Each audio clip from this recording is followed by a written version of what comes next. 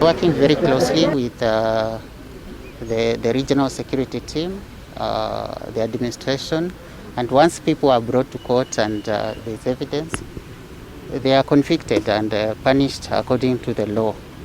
If they repeat, they will still be arrested and brought back, and the necessary legal action, including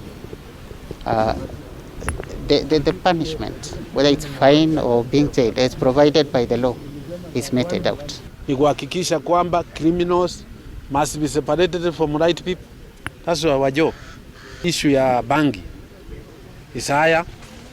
You can see it is higher. Now we are seeing also, of course we have minimized the issue of wrist bruise, iko chini kidogo. But now hii manana ya drugs, especially bangi from across, which we are also working with our colleagues from Eastern, where they come through. And they're also trying to put strategic roadblocks to deal with these people. The vice is also going to assist us.